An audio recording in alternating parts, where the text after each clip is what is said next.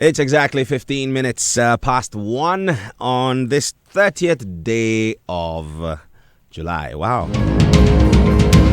The year has just flown by so quickly. Tomorrow will be the last day of July, and then we go into August. As you know, on the Executive Lounge, your thought leadership show that brings you insights from the lives and careers of men and women who are scaling the daunting heights of either starting their own business or running institutions both here at home and around the world. We dedicate the very last edition every month to spotlight a future leader, a young person who's doing some great stuff already, someone who definitely will impact the world in a great way. Today, without fail, we have one of such in the studio with me. Now, Robert Swan, author Robert Swan says, the greatest threat to our planet is the belief that someone else will save it. Well, guess what? My guest in the studio believes that she's not going to sit around and make true that quote. So she's decided that she won't believe someone else will come and save the earth. She is going to do her best and contribute to ensuring that the earth remains fresh, green, healthy for your sake and my sake. And the same for all of those who are going to be born in the future. My guest is Na Kweno-Metal. She's a sustainability project manager. And welcome to the Executive Lounge, and this is what we call the Future Watch edition. How are you now? I'm great. Thank you very much, Inshira, and a warm afternoon to all our listeners. Thank you. So, before we go into all of this, let's learn a little bit about you. Are you a las baby? Shira, you always ask this question. I do, Yes. Have I even ever gotten an answer for this? I think we settled on your assumption that I'm the last baby. Okay, all right. But I am actually the firstborn. Oh, okay. The first child, yes. Oh, okay. So first child that's like super doted on, that you kind of exhibit last baby symptoms. Sometimes we just want to go there because, it's almost like there's a lot of pressure on you. So, what's it like? I mean, what kind of pressure? Is it that the expectations of your parents and then the example you need to set for the younger ones? How much pressure does that put you under? I think it's a combination. In terms of, in all seriousness, within our culture, there's that pressure. It's probably good pressure, in my opinion, to set an example, to show the younger ones what it's supposed to be like to lead, but not not force it down their throats that they need to follow this particular pathway, but it's still great to set that example. And there's this funny thing on Twitter where there's a lot of firstborns who are upset because then they have to take care of children they didn't make, but that's always a joke. But I think it's always an honor where we get to lead the way and set the example. Okay, well, I happen to be a firstborn as well, and I've noticed lately that quite a lot of firstborns tend to be smaller than the ones that come after them, and so I went about wondering why, and an older friend of mine said it's because parents tend to experiment with the firstborn because they don't know what food works and what doesn't. So by the time they perfect it, you're too old to actually grow off of the meals you get as a baby, and then the younger ones get fed well because they by then have perfected the art of feeding a baby, and that's why our younger siblings tend to be bigger than us. But anyway, that's just by the by. You are a shivering scholar that loves the environment a little too much. You make tree hugging look cool. And that please, this is just a jest.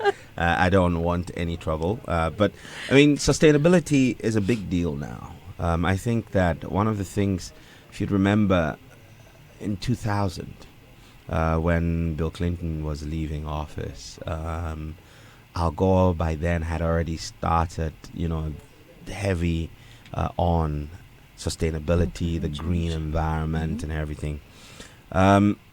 Lately, we're finding that's sort of, for the lack of a better expression, caught on here across the sub-region on the continent. What was the attraction for you? Okay, where do I start from the beginning? You had mentioned that I'm also achieving. I'm scholar and an alumni, and I guess that's really where it started from. My background is in business. I'm business administration from Ashesi, from Ashesi University. However, while I was still in Ashesi, I was always interested in sustainable projects. So when I talk about sustainable projects, and I'm no expert, I'm sharing my opinions. It's more about projects that reach out to people at the bottom of the pyramid. I don't like to use the word poor, so people with less wealth, people from less deprived areas in terms of improving their livelihood. So building boreholes or supervising the building of toilet or sanitation facilities. So it was through all those voluntary projects that I was engaged and involved with, and with the leadership lessons that I took, luckily led by Dr. Isiansa. Hello, if you're listening. I'm really instilled that sense of duty. That restlessness to see how I can improve and impact someone else's life, because I've felt that I've had other people who have invested in me, who have helped improve my life. So what can I do for other people? So that's really where I started from. And after my university studies in Ashesi, I'd done a few voluntary consulting work, and then I learned about the Achieving scholarship, and that was my opportunity to go further my studies in a master's degree in the UK. So I actually studied a master's in globalization, business and development. Wow. And that was literally about looking at how businesses can play a more sustainable role in development. So it's a combination of my experiences, my education, and the passion to really bring about change that is sustainable. So when I say change that is sustainable, change that can continue, that is not dependent on someone who's constantly funding it or someone who's constantly giving, but you're moving away from giving the fish and you're teaching them how to keep fishing, because that means that it repeats itself, it goes round, it's circular. Okay. So you're creating a virtuous circle Yes. of success. Yes. All right. It's 23 minutes past 1. This is the Executive Lounge with me in Shirado. My guest is Na. Okay, so you'll have to pronounce it looks simple, but it's tricky.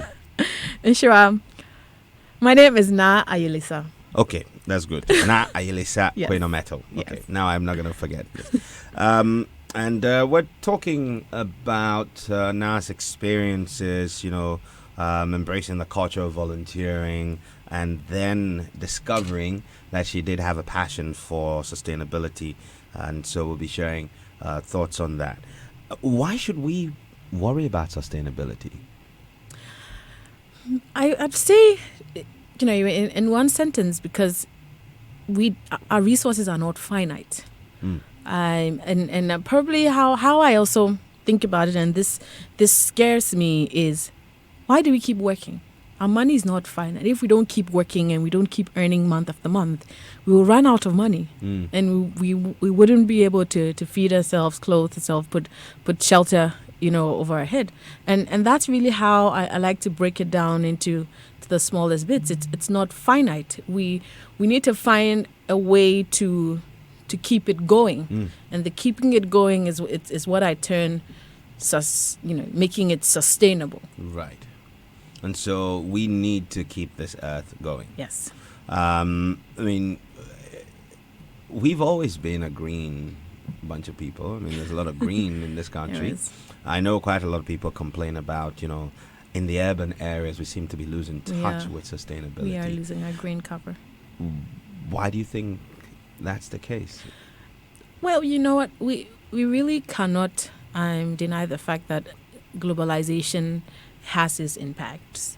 We will cut down trees to build roads, because it has positive impacts. For instance, you clear the forest or trees, you build roads. It means that it improves transportation. It means that we can get our food crops, fruits and vegetables from the villages to the market. So then the village people increase, they're able to sell, they increase their disposable income. It means that they can afford education for their kids, better health care, improved quality of life.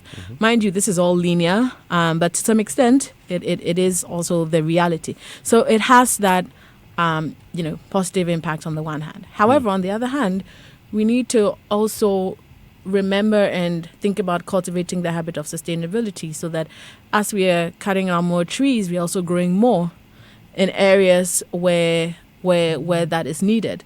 For instance, the other thing is, for example, as we are using paper packaging and we are cutting down trees, or even we need to think about recycling, so that we don't have to keep cutting down trees to keep making paper, or likewise plastics, as we keep using, because plastics also has its advantages. As we keep using plastics in our packaging, it's important that we are recycling, so that we are not throwing these pieces of plastics into the environment, because it takes hundreds and hundreds of years for it to biodegrade, but then we're recycling. So it's all about having a more conscious and intentional approach in our daily lives. It's not as abstract as, yes, you need to keep building trees here and there, but we're cracking a joke about, and this was during our masters, or even when you travel in some hotels, it says,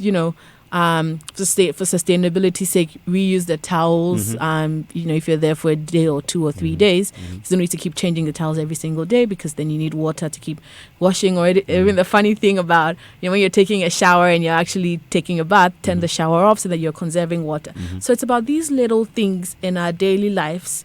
When you finish eating in that takeaway pack, I know it's a bit it can be quite annoying, but you need to find a recycling bin to it's just these little things that mean that we're taking care of our environment. But there's clearly a massive global call for this. On the sociological part, do you think that we are acculturated to be aware of our environment? I'm very optimistic about Ghanaians.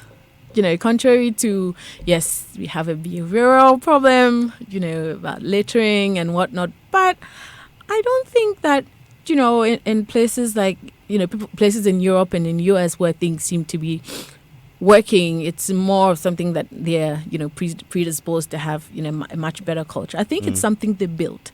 I think it's something, that we can put in our policies. It's something that we can have leadership that enforces. So just not the government, but it starts from home, where we are taking steps and our actions build that culture. It starts with the kids at home. So for instance, if the kids at home now recognize the value and importance of conserving water when they're taking a shower, for instance, so they're not using less water to the detriment of whatever they need to do, but then they're also not wasting. Or once we finish drinking that sachet water, we just used to dropping it, but the kids, create something quite fun and interesting where, Daddy, you need to put in the recycling bin, or even things like composting. So we can, organically compost our food waste at home. And once kids start getting interested in those bits and pieces of sustainable ways of doing things, I think that as they grow, that's really where we start building that culture, and that's really where it comes from. Let me invite you into my I'm hiring you for a moment as a consultant in this country called Ghana. It's my make-believe country. It's spelled GHANNAH. Oh, I see. So it's not the Ghana we're in right now. So let's just pretend for a moment that you have a clean slate to ensure that we get our sustainability action going properly. What 3 things in your experience and mind, would be the things we ought to do to ensure that the citizenry appreciate their role in doing this, and then the policymakers and those who run national administration also understand and appreciate what they must do to ensure that we maintain a clean, beautiful country where everyone is earning enough to live comfortable, and it's clean. Right. And sure, you know what? Let me start by putting this disclaimer out there that, thank you very much, that it's not linear. Okay.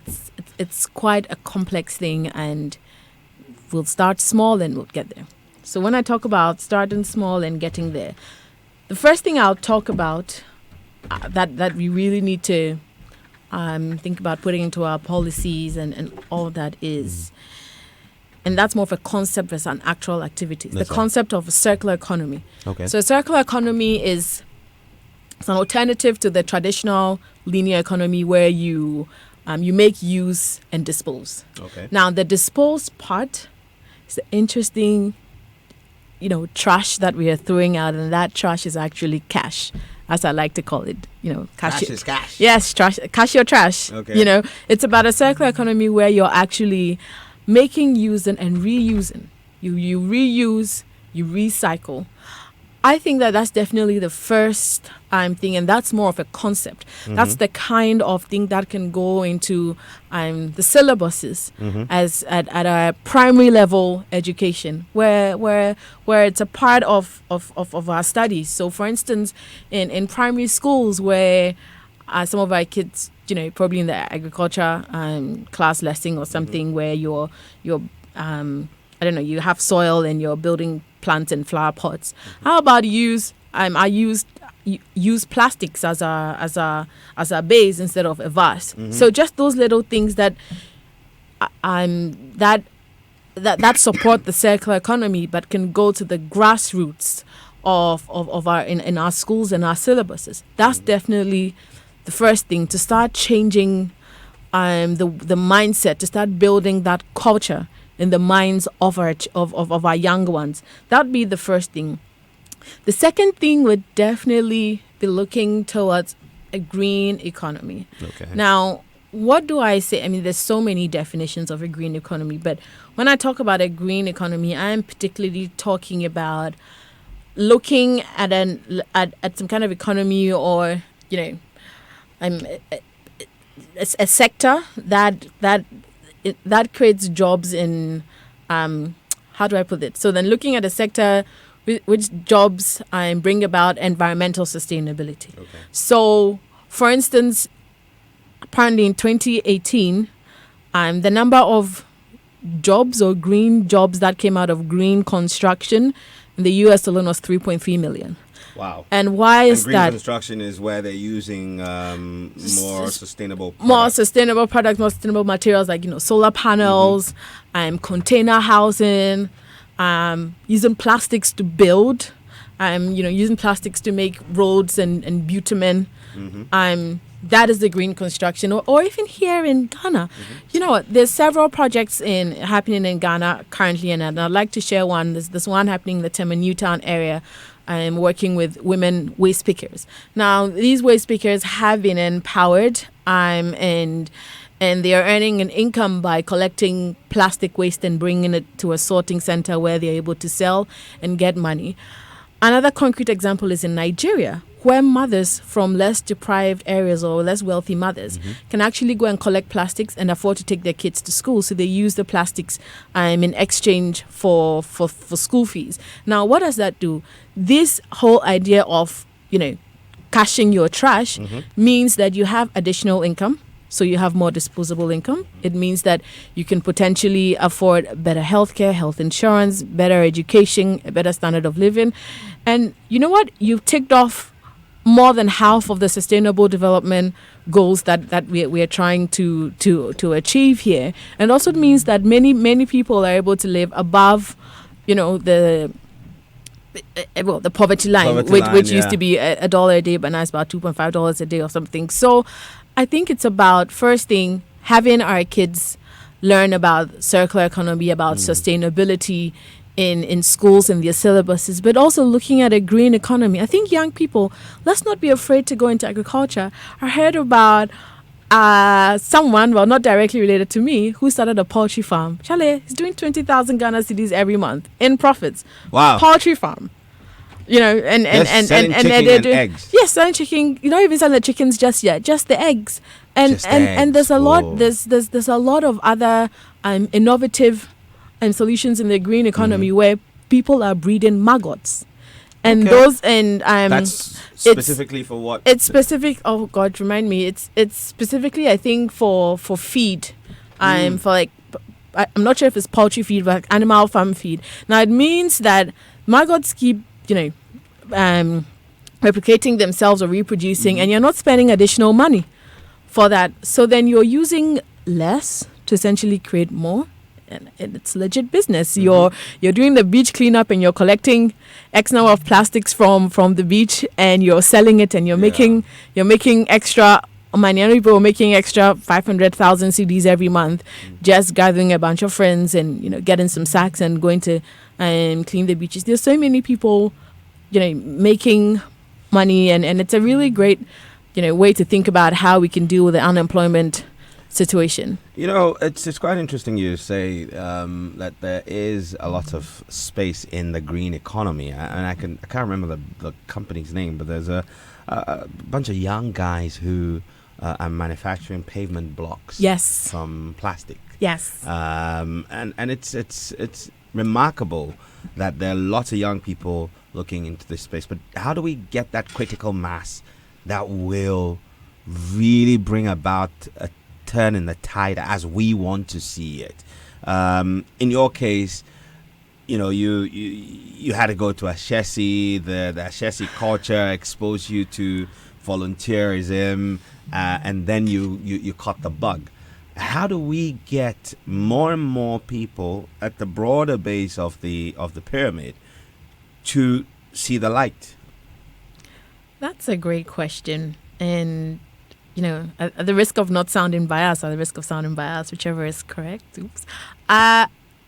It's, what, I'm not entirely sure. I think it's really, I wouldn't sit here and say that I expect everybody to catch the bag, or everybody to be sustainable, everybody to be intentional about the ways they do their things, because it's not easy. Sometimes it's probably slightly more expensive, or it's probably more uncomfortable where you can just dump everything in the bin, but now I have to go and find 2 different bins and take the organic out and then put the paper here and then put the plastic here. So first of all, it's not easy. But how I think they can catch the bag is probably more education and awareness, but also I think inherently we young people, if we are going to decide that Ghana is our home and we want to help grow Ghana and develop Ghana, yes, our leaders, yes, they're there and they need to do what they need to do. But I think that as citizens, we also have a responsibility to decide that we want to make Ghana a better place. We want to make our communities a better place. We want to make our homes a better place. And also I think there are incentives. So maybe the folks with that business acumen, or who want that extra cash and are looking to work for it, can certainly also catch on that bag, because I think there are definitely incentives, financial incentives that we have overlooked over the years. I obviously don't subscribe to the work that the folks in Abubulishi do with the burning of the copper and whatnot, but those guys are making quite a lot of money, and there are ways of streamlining and making those practices much better, much more environmentally friendly, and also reaping the gains, and especially the financial gains and benefits from that. So I think in terms of catching the bug, it's more inherent. It's a personal decision to say that, you know what, this is not a cleanest thing, in terms of clean, in terms of white collar job. This is a green collar job where you go in there and you're with your boots, as I was on the beach, and you're collecting plastics, for instance, and there's human poop all around with your gloves, and it's not nice. But at the end of the day, you can reap the benefits, and if you decide that I'm not going to sit and fold my arms and expect manna to rain from heaven, I'm actually going to step out there and do something for my country, for my nation, then maybe we can get some. And I'll give you an example from Germany. Actually, there's an article that talks about how wonderful Germany's development is due to their heavy investment in technical vocational education and training. Now, TVET is not clean. Well, when I talk again about clean, it's not a white collar job. Having a plumber, go down that drain and fixing things, or the electrician, or building those solar panels. It's getting into the field on the hot sun, in the field, obviously using technology and finding better ways to do farming, for instance. But it's really getting out there and believing that you are going to take this quote unquote trash, this quote unquote soil, which again is not dirty, and really turn it into something and look at the positive incentives financially, but also the benefits socially and environmentally to your country. Wonderful. Well, it's 41 minutes past 1. This is the Executive Lounge with my guest, Na Ayelisa Queno Metal, and she loves sustainability. Now, see, there's a voice, and I think you probably have heard this rhetoric before, that, every example you'd give, or majority of the people or nations that are leading this green revolution are nations that have advanced economies. And there's the saying that when you wake up, the most important thing for you to do is to find food to eat. If you're on the brink of survival, things like the green economy becomes too novel and way out there for us. Can you help me appreciate, and by extension, those voices appreciate why this is so important in spite of where we sit in terms of our stage of development as a nation? Sure, I think that if we'll be honest to ourselves, we do almost know and might admit for a fact that many people in the agricultural sector potentially earn a lot more than people sitting in corporate sectors, particularly here in Ghana. So if we are targeting it from the point of survival, then I would like to submit that there's probably a greater incentive to look into that space in terms of agriculture, in terms of with our engineers and our plumbers and our carpenters who want to sit in offices in corporate sectors. There's the oil and gas industry, where there's the 30% local content bill, for instance, that is looking for people like that.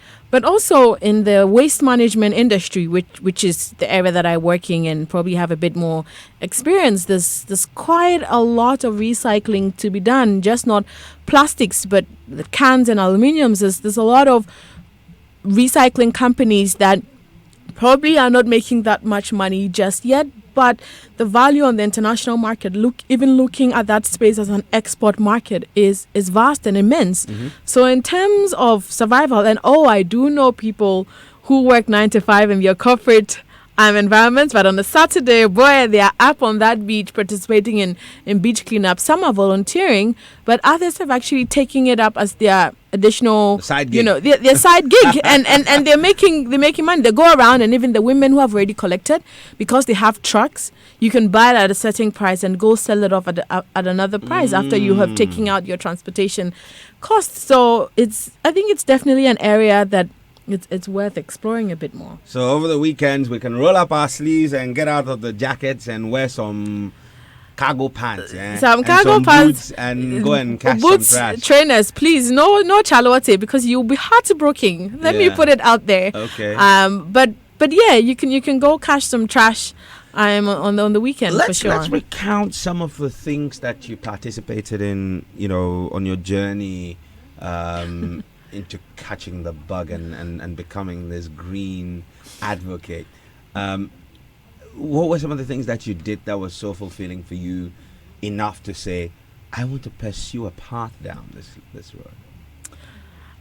I'd say the first activity I was involved and engaged in that left an indelible mark. My life would be in my third year at Ashesi, where I was the project manager and I supervised the building of 30 pit latrines in it's a town just between Kitase and Brikusu, where Ashesi is located. That was a very humbling experience for me. Wow. Because and this was in partnership with Clean Aqua, which is owned by Sangudele, and I partnered with some students from Harvard. Now the issue is the members of the community were constantly going to hospital because of diarrhea and cholera, because they didn't really have places of convenience. There literally no toilets, to put it, and they were fetching water from an E. coli infested stream, which was down the road. So helping putting a borehole to provide them cleaner water, and also helping them build their latrine. So what happened was, initially we found that if we funded it 100%, then they would take no responsibility, which is what we found. So we funded 70%. Well, technically it was 100%, because then the 30% they funded was more in terms of their labor, and they took control over it, and they were very excited to say they own this, and I think that it drastically reduced the occurrences of diarrhea and cholera. I think that's really where I first caught the bug and thought, you know what, I think there's probably a little more to life than, yes, you need to work, you need to make money, please. I love making money. I'm a businesswoman, but I think that when you get to that level where you feel blessed, first of all, to be in a place like Ashesi, which is quite expensive to be in, and get the level of exposure, the internships in Ghana, in the UK, in Qatar, so we were at the conference.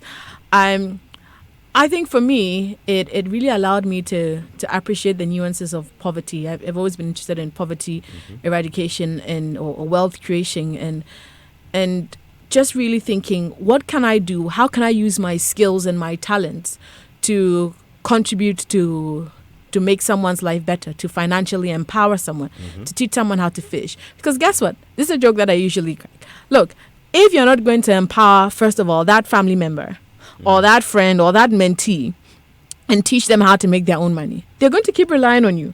And soon enough, you probably get tired and snap. Likewise, with the aid that we get, mostly from, let's say, with NGOs, what happens when the funding tap closes? We need to think about creating, first of all, institutions or instances where things can keep going on and on. It's circular. It's a loop. When the funding is removed and taken away, can these folks still keep getting money, keep making money? Can they sustain whatever it is that they do? Can the development be sustained? Does it mean that can the firstborn, secondborn, all the kids end up going to school because then you had invested in one family, and then they can keep making and recreating whatever finances that are needed? I think that's really that has been my focus. That these examples have been some of the things that made me catch the bug, and probably the final highlight was attending the World Innovation Summit for Education in Qatar. So the first time I attended as a student, so I was a wise learner, and then the second time I was actually a speaker, where we're talking about issues that affect young people, well, obviously from Ghana and by extension West Africa and Africa, and how can that be improved? And you do realize that, yes, why are we going to school? What's the end game? It's great to get an education, but at the end of the day, we want to gain the skills that would allow us to be able to get financially rewarded, because we do need that money to be able to, again, have better healthcare, shelter, and all of that. So I would say it's a combination of all these things, and I just an innate drive and passion. Also being Christian, to share that love and extend it to another person in a more practical way. It's okay to go and preach and with the Bible and all of that. I don't dispute that, evangelism. But for me, my kind of evangelism is also going that step further and really teaching someone and equipping them and helping them gain the skills to become financially independent. Wonderful stuff. So Joseph Jiman in Community 9 in Tamara would like to know if produce from green farms or organic produce, are they of same or better quality compared to farms that would necessarily not be organic? Because we always use fertilizer and things like that. Okay, but green farms don't. Well, you know what? I'm not an expert in the agricultural sector, but over the top of my mind, what I'd like to, or my contribution, or my submission to your question would be, they might be of a higher quality because organic, fruit, organic eggs or organic fruits and vegetables all around shops globally are of a higher value because then they have a higher nutritional content because then they haven't been quote unquote, and I use this word very lightly or seriously, contaminated with the preservatives or with the chemicals that could potentially be harmful. Okay. So I would say that they are, and one of the ways that even with green farms, you'd be surprised that you can grow things in your backyard using fertilizer that you made through composting, and that's something that's really popular in places like Europe, where people are composting and creating their own organic fertilizer and using it to grow bits and pieces in their backyards. Fantastic. We are in the back straight now, and we'll be wrapping up in a moment. But Emmanuel Sayame from Akosombo says, I look up to you. This is on our Facebook live stream. Says, I look up to you now, and many out there just to be inspired. I'm super inspired by listening to you. And Thank you. Good afternoon to our friends. Janet Erama Osudapa is watching live on Facebook, as well as Francis Akumpule and Ahmed Fawaz Gruza. Quite a number of people watching. Do send us your thoughts or questions if you have one, so that I can share them with Na quickly before we end the show. The idea of having arrived, okay? I remember as a child, the things that we used to buy, you'd go and buy them in, like you wanted to buy Gary, it would be measured, and you took your own container and it would be measured. Today, everything you buy is put in a bag, and then that bag is put in another bag. There's an idea like Loop in America where they provide reusable containers for people to go and buy. So if it's laundry soap you wanted to buy, you actually took that container or ordered, and they sent you this reusable container to the volume and quantity that you actually want.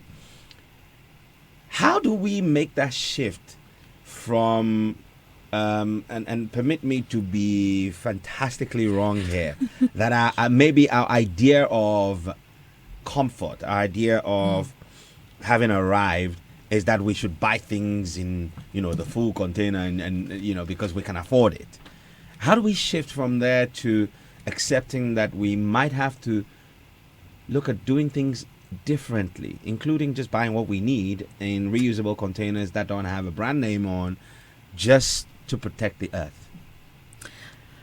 Inshira, I think over the top of my head, again, it's a little complex for several reasons. So from a purely, economic point of view, it's cheaper when you buy things in bulk.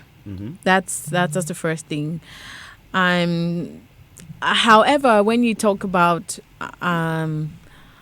reusable containers, I don't think that any country particularly had it easy. That's really where our leaders step in and say, you know what, as a country, this is what is needed to be done. Other countries have done it. They've stepped in. I mean, allow me to digress a bit. In the UK, for instance, if you are caught literally using the tip of your finger to touch your phone, they're actually policemen who sit on the double-decker buses peeping down to see if you're using your phone or not. I mean, now David Beckham lost his license for 6 months. So it's really no respecter of person. Again, we as a country, and I think our policy makers, I think it's really important that we not only put these policies in place, but there needs to be that political will to enforce and enforce for us to do what is right. Look, when we go... Would you say political will as compared to the independence of the enforcement agencies? Because a lot of the time when you talk to a policeman, or they say, oh yeah, there are all kinds of big men and big women who are interfering in our work. Should it be about the independence? Because I think maybe there's a will to enforce, but, you know... Other people come in and say, hey, you let my people go. You know like what? Moses. You're right. That's what Ghana politics there. You know, we don't talk about Ghana politics, so otherwise we will never finish. But definitely a combination of the political will and the independence of institutions to work. Mm-hmm. That's really about it. Allowing the institutions to work. We Ghanaians, we do know that when we travel, we do we know what is right, and we do it. Because if we don't, we know what will happen. There are clear sanctions. Like an incident in Doha. So let me just confess. I first met you in Doha at the World Innovation Summit for Education 2 years ago, and you know we met with your colleague from University of Sussex at the time, Tosin, and I remember on one of our walk through the city center, we're like, okay, 3 West Africans walking around in a desert that looks better than our home. And I bring this up because there was clear law and order, you know, even to the point of the enforcement of the aspects of the Sharia law, for example, where they wouldn't allow women unaccompanied by their spouse or family members to go into certain parts of town. So it comes back to the question, will people accept the guidance of this new law that will of policy and its enforcement? Would we rebel? How do you get people to conform?